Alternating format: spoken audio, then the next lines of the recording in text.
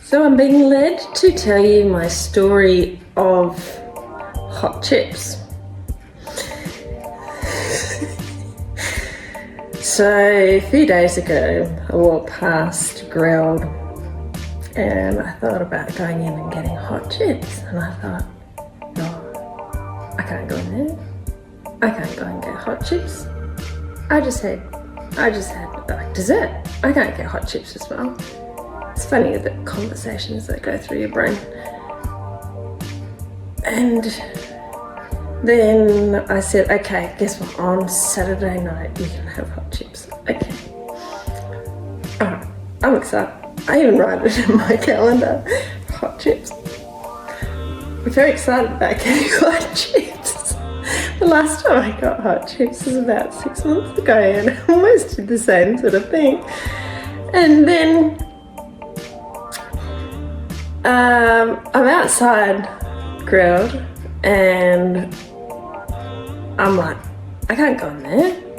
That'd be like being rebellious. And in my head I'm thinking, I can't believe you think that you're rebellious for going into Grilled. Because I sit there and lecture everybody about fast food and free range and eat healthy and then what? Hot chips are not okay and I can't go into Grilled Burger. So I go in there and I order. I was fascinated. I was blown away about how many people were there and how busy the staff were and how they juggled everything and did it in this like autonomous world. And I thought, I'm so glad I'm not in that kitchen. But then I thought, well, if you're in it, then you're just in it.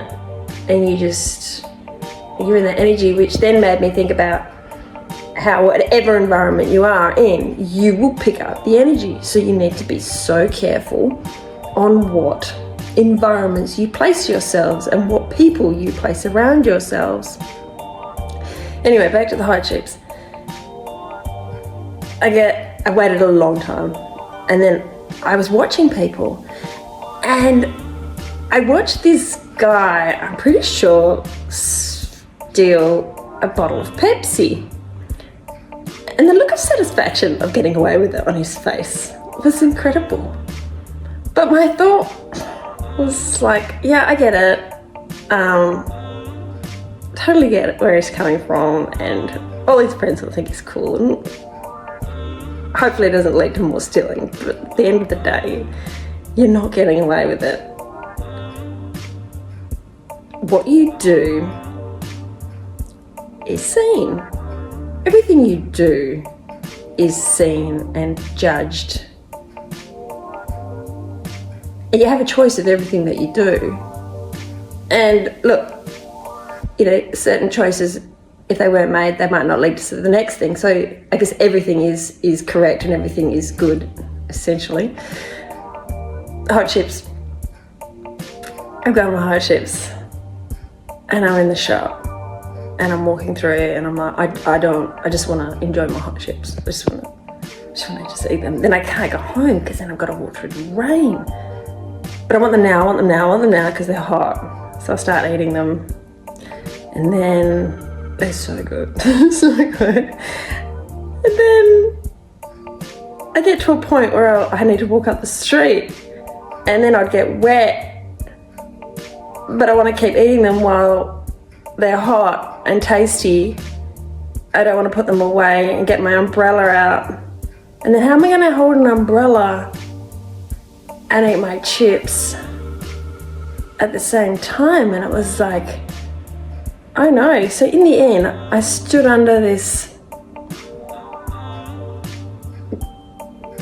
complex veranda area on a really busy road, eating my hot chips.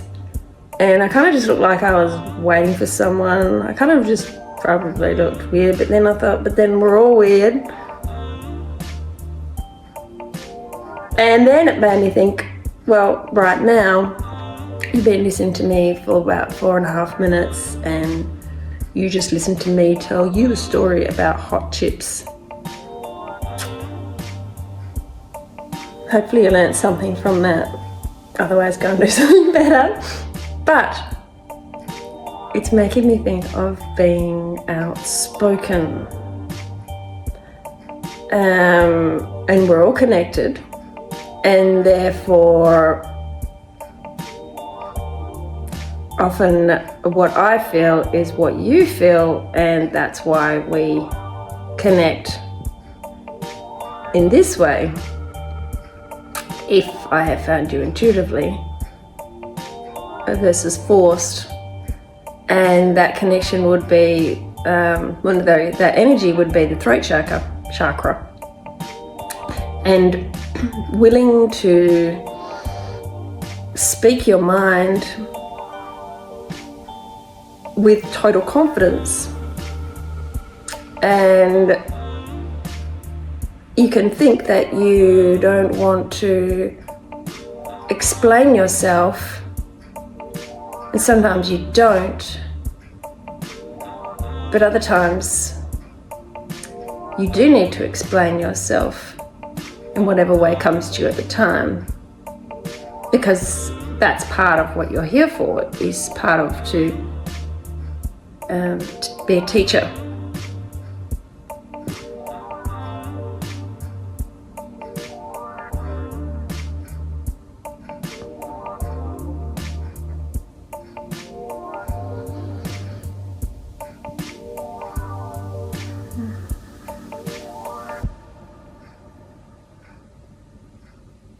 So what was I outspoken about?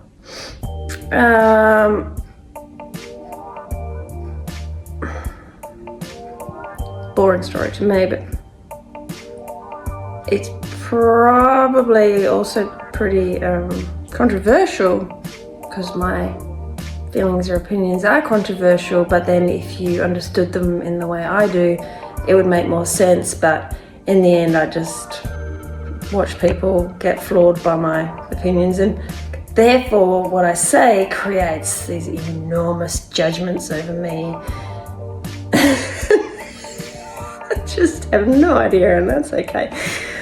My mother thinks that I'm the most unempathic person in the world, and it's quite the opposite. It's just that I've got an understanding of life and death, and why things happen to people, and the good and the bad, and the chosen life paths, and a confidence and trust and safety in the spirit world, that I know that whatever happens in someone's life, it actually doesn't matter. And that might be getting sick, and it might be dying. And that wasn't what got her going. I think I said something about people moving on, and I don't know what I said, but I know what I was getting at. I was saying that I didn't care about this news story that she was telling me, that lots of people died and things like that. And my point that I don't care is I do not need to hear about it. Me hearing about it only feeds the negative energy. Therefore, the world is a better place if I am me and my happy self. And that's hard to explain to somebody. And then we got into a further conversation later, and it was all about my opinion on something again. It was about getting the flu and getting sick, and I didn't want to talk about it. And she just kept questioning me and questioning me and questioning me and questioning me until I finally explained to her about the vibrations of a conversation, of a topic. And even though I only introduced the most subtle idea of it, I have a feeling that she actually walked away from the conversation feeling good, because we managed to turn the conversation around into something that felt good. So hopefully by encompassing the topic and the vibration all in one, it actually made a difference. But something I did say, which was probably pretty harsh, was, can you please stop just digesting the information that you have read in the newspaper and on the radio? And I'd said that because she always refers to, on the radio they said, in the paper they said, like they said is the be all and end all. And I said, well, I should write my own paper and I should have my own radio station. And then what I say will be all. So who are you listening to? And why does anybody in your life have a right to override your intuition, to talk to your ego and feed it? That's a bit of manipulation. Notice when somebody is feeding your ego. You don't need to say anything, just notice. Notice when somebody is trying to manipulate you by appearing knowledgeable, appearing spiritual. There's a good one. Make sure you are aware of any change of your own thought patterns and why, and then choose what you're going to quietly put up with full knowledge of what you know is right and what you know is wrong, and what you're going to stand up to. And I'm going to end it there. And I love you.